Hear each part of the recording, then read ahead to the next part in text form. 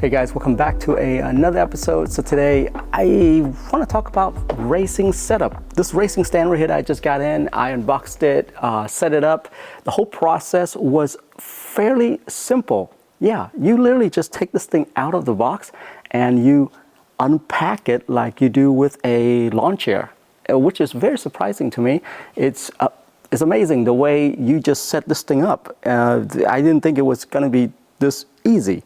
The only thing that I have to screw things in at any given time was when I had to put the steering wheel on. Obviously, you got to screw those things into the stand so that it stays in place. But yeah, after that, I mean, there was no screwing at all.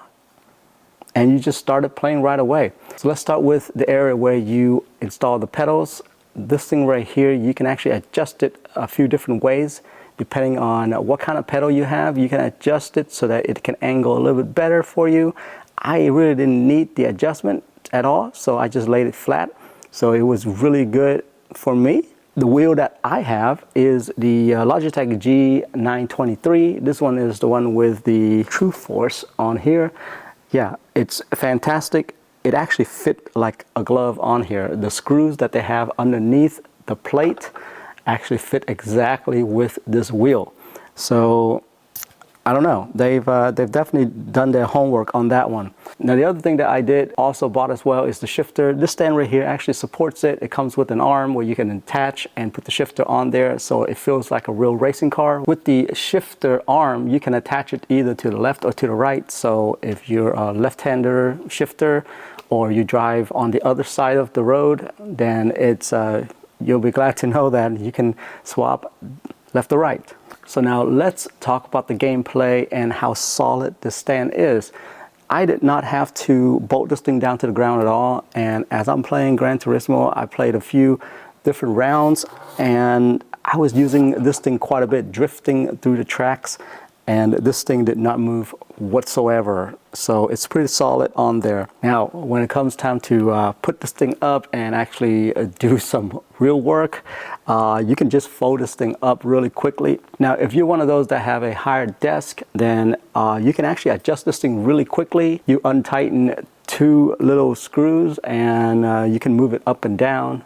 Yeah, it was no problem at all. Really easy to adjust. And last but not least, this is something that you may not find in other racing stand. This one right here, you can adjust it up and down because this whole plate right here actually folds down. So if this thing is like too high for you, you can adjust it to move it down, just like a real car, right? You can go up and down on the steering wheel. And there you go, guys. That's my unboxing and setup of this racing stand right here.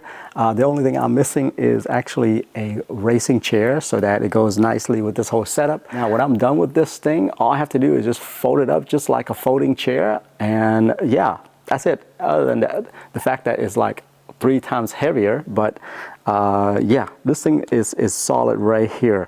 I have to say I'm pretty happy with this setup right here. As you can see, I got Gran Turismo running right here. The one thing that I want to mention is that if you have Gran Turismo and you don't have a racing setup yet, I totally recommend getting a racing setup. I was playing on the controller for like a whole month, and once I got over to the racing wheel, I can't imagine not having it. Yeah, that's how significant it is.